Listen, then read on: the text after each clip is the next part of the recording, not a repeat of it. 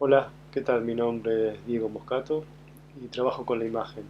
Hará unos 15 años más o menos que me desarrollo como ilustrador dentro del mercado editorial, haciendo los dibujos para los cuentos y las novelas. Y hará unos 5 años más o menos que empecé a trabajar también en la construcción de imágenes con la cámara. Actualmente estoy trabajando como jefe de trabajos prácticos en el workshop en dirección de fotografía que dirige y dicta Federico Graf en la FADU. Y la motivación por el trabajo con la cámara tiene que ver por varios motivos, pero principalmente porque siento que la estructura básica en la narración es la misma, tanto para la editorial como para el contenido audiovisual. Finalmente, el objetivo es contar con imágenes, independientemente de que si eso va a ser publicado o va a ser visto en pantalla. Eso me parece muy interesante y muy divertido porque puedo empezar a transpolar información que uso para hacer los dibujos con información que uso para hacer los ajustes de la cámara o los movimientos, por ejemplo, y viceversa. Entonces, las dos áreas se nutren mutuamente según el proyecto con el que esté trabajando. En base a eso fue que empecé a pensar cómo armar este taller y lo que propongo es abrir el juego a un modo de poder preproducir el material audiovisual que vayamos a hacer independientemente de que sea para publicidad, sea para un tutorial, sea para clases online o por pura diversión, usando cosas que suelo hacer cuando tengo que ilustrar para editorial. Entonces la propuesta es jugar un poco con los dos mundos y capaz hacer algo que les resulte un poco más interesante y los ordene a la hora de poder hacer sus propios contenidos audiovisuales. Lo que me pasa, y me pasó sobre todo antes de la cuarentena, es ver una cantidad de videos que tienen un recurso que es bastante parecido. O sea, todos son muy rápidos, muchas transiciones, tienen muchos efectos de imagen, sonido, todo muy vertiginoso para poder contar algo. Y veo cómo eso se empieza a repetir, entonces cae el interés, porque la verdad que son todos muy parecidos. Y me parece que no deja un desarrollo mucho más personal, o sea, es como consumir cosas prefabricadas y ir a un resultado que si bien es efectivo, en un punto en la larga se hace un poco repetitivo y a mi criterio cansa o pierde interés. Entonces ahora que estamos en un momento donde todo está mucho más quieto por la cuarentena, eh, surge otro tipo de relación, lo que yo pienso con el tiempo. Entonces ese tiempo y este tiempo que tenemos ahora no es el tiempo que teníamos hace un par de meses donde todo era a mil, muy rápido, muy vertiginoso, con un timing muy veloz. Pienso que de ahora y también pienso que de ahora en más, no sé cómo será, pero me imagino que ese vértigo va a cambiar de alguna forma. Entonces, lo que pensé y lo que pienso es, bueno, cómo aprovechamos el tiempo que tenemos ahora, que no se puede salir a grabar más que lo que se puede hacer dentro de un espacio cerrado, para poder ir preproduciendo el trabajo que vamos a querer hacer después. Entonces lo que voy a hacer es pasarle algunos tips y algunas formas que tengo de trabajo que tienen que ver con el dibujo y con la construcción del relato gráfico en el tablero, digamos, y después otros tips que les pueden servir también para poder acondicionar mucho mejor el set o el manejo de la cámara o el manejo de las luces, sea el caso que necesiten resolver. Lo primero que hago cuando tengo el texto o la idea del guión es hacer un boceto o un esquema muy sencillo con la clásica secuencia de introducción, nudo y desenlace, que por lo general es lo que pasa con esos textos. Entonces, escribiendo o dibujando, haciendo bocetos muy chiquititos, lo que voy haciendo es ir armando las escenitas en base a lo que dice el guión. Acto seguido, como segundo paso, cuando tengo eso más o menos resuelto, empiezo a buscar la forma de poder resignificar algunas cosas, de buscarle la vuelta para que esa misma escena tenga un costado un poco más interesante, que no sea lo literal y lo obvio que fue lo primero que se me vino a la cabeza. Entonces empiezo como a repensar y empiezo a buscar eh, material que tengo en la memoria, en el bagaje cultural, el bagaje emocional, de viajes, de historias, de gente con la que tuve algún tipo de vínculo o conocí, y eso me va a ayudar un montón para poder darle un plus a esa imagen.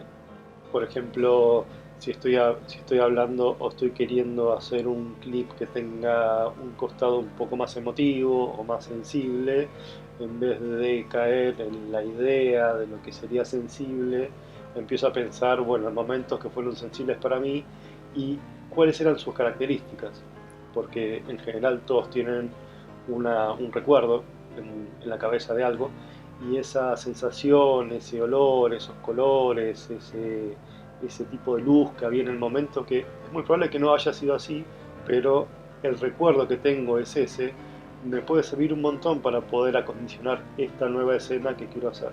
Entonces voy buscando la forma de unir dos mundos distintos en pos de un producto o de un proyecto que es personal y que quiero que tenga una marca distintiva. Ahora lo que les voy a contar son algunos tips que tienen que ver con el dibujo y la construcción de la imagen desde el tablero, que es la que uso cuando trabajo con editoriales, que les pueden servir a la hora de poder armar esos esquemitas de los que hablábamos antes. El primero tiene que ver con el trabajo de línea, o sea, no estoy hablando de un trabajo de dibujo preciosista, que si lo tienen está buenísimo, pero la idea es que sea una cosa muy general para poder tener una idea de dónde va cada cosa. Fundamental que en el marco donde ustedes van a poner los elementos respete y sea del mismo sentido que el que voy a estar trabajando. Por ejemplo, este con el que estamos trabajando ahora, que es un 16:9, si yo lo hiciera en un boceto, haría un rectángulo de esta forma. Si trabajara con un teléfono vertical, eh, es más parecido a un 1x1 o un 4:5, entonces el formato sería más cuadradito, sería más así. Entonces, eso es súper importante porque yo ya voy teniendo idea de qué es lo que se va a ver dentro de la pantalla. No perder de vista eso porque es muy común que hagan un dibujo, un boceto al aire y después cuando lo tengan que ver a través del visor se pierdan un poco de dónde va cada cosa. Entonces, cuanto más contenido esté de entrada, mucho mejor. Tip 2: tema de los valores y contraste. Al valor me refiero con en los tres tonos básicos, el blanco, el gris y el negro. Esto me va a trabajar un montón sobre el tema del contraste. Cuanto más contraste tengo, cuanto más quiero destacar una cosa sobre otra, lo que tengo que hacer es buscar el máximo nivel de oposición. Entonces el máximo sería el blanco con el negro. El negro con el gris o el blanco con el gris sería un nivel medio de contraste. Esto es muy parecido, por ejemplo, a mi remera con el fondo. Yo me puse esta remera porque no quería que se destaque demasiado con el fondo y pierda un poco el interés en esta parte de acá, que es la que quiero que ustedes entiendan un poco más fácil. Entonces, con esa misma lógica, buscar tanto ropa como elementos de decoración, como elementos dentro del ambiente, luces dentro del ambiente, cuáles son las que yo necesito que tengan mayor contraste o menor contraste en función a lo que yo quiero destacar por sobre lo que no me interesa tanto destacar y quiero que me acompañe como una segunda lectura. Tema de color. La misma manera como trabajamos el contraste entre el blanco, el gris y el negro, lo puedo transpolar al uso del color. Entonces, si lo que estaba en blanco, podría tranquilamente codificarlo como un color claro, un amarillo, por ejemplo. O puede ser un verde claro, o un rosa, o algún tonito que sea muy claro. El gris podría ser un verde o algún tono un poco más intermedio. Y el negro podría ser, por ejemplo, un violeta o un azul muy oscuro.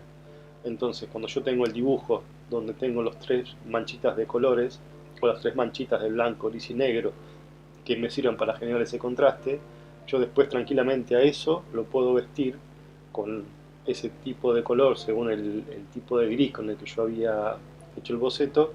Y acá es interesante porque empiezo a linkear de vuelta con lo que hablamos al principio, de buscar y de recuperar esa información que teníamos un poco perdida en la memoria.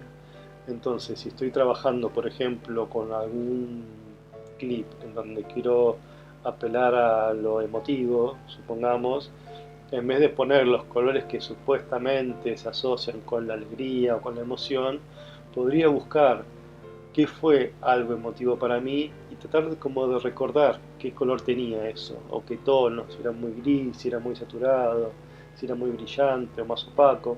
Entonces voy dándole un plus de información a ese material y voy dejando de lado los lugares básicos de los que de a poco queremos ir separándonos. La composición es fundamental, o sea, es dónde van a estar ubicados los elementos dentro del espacio. En pintura se usa mucho la cuestión de la geometría. Entonces, eso quiere decir que cada elemento importante está encajado dentro de una figura geométrica. En este caso, por ejemplo, podría usar un triángulo para encajar esta parte de la cara.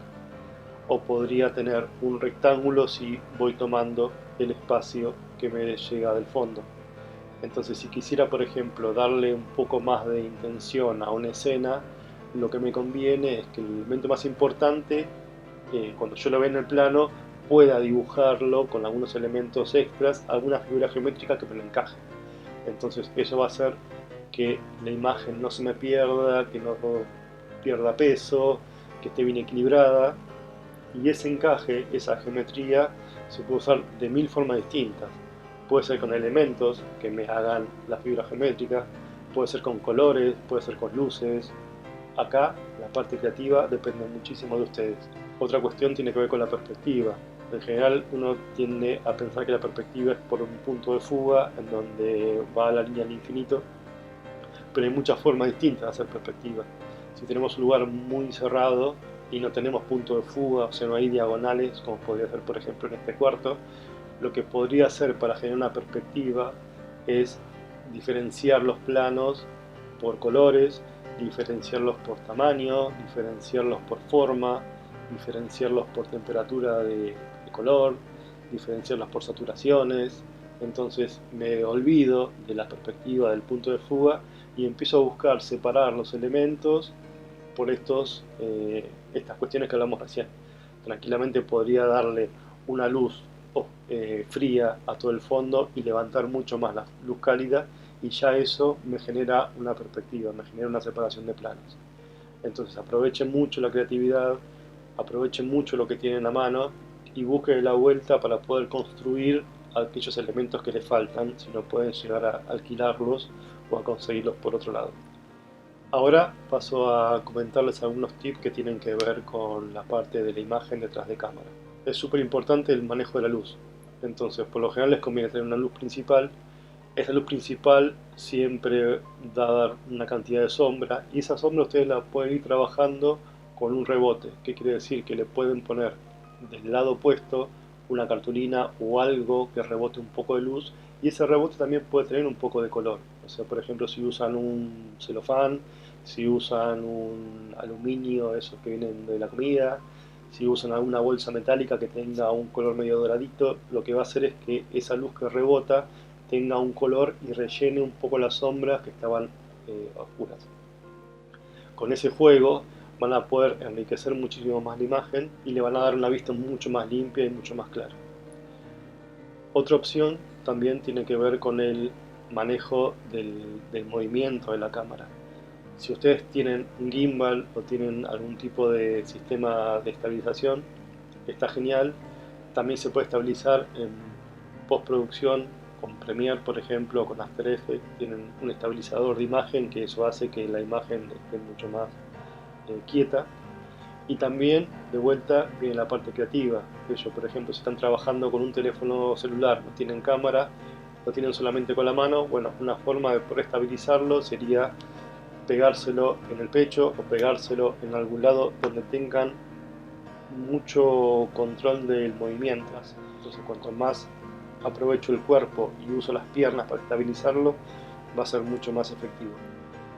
Le quiero dar un efecto de niebla, le quiero dar un tono especial, una luz especial, y empiezo a pensar cómo la consigo, a qué hora tengo que ir a grabar, a dónde, qué tipo de estación del año necesito, con quién tengo que juntarme para poder conseguir un lugar en especial.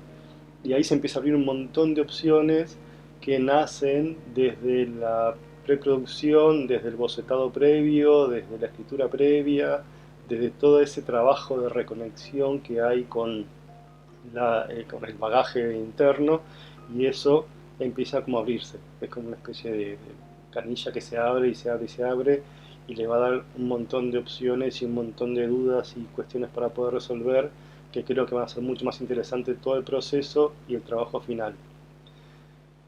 Imagino que de acá en más las cosas van a cambiar muchísimo. Yo creo que estos efectos de transiciones de velocidad, tanto vértigo, de alguna forma va a dejar de ser tan vigente, porque imagino que el tiempo y la relación con el tiempo va a ser distinta. Así que la intención de este taller fue darle algunas herramientas personales, experiencias propias, para que puedan darle un poco más de vuelo a su trabajo. Espero que les sirva, que estemos en contacto. Le quiero agradecer muchísimo al Encuentro Latinoamericano de Diseño y a la Universidad de Palermo por el espacio. Les dejo acá un Instagram para que sigamos en contacto, y bueno, espero verlos pronto, que les haya servido de algo esta mini charlita, y nada, espero que nos veamos en las redes muy pronto. Muchas gracias.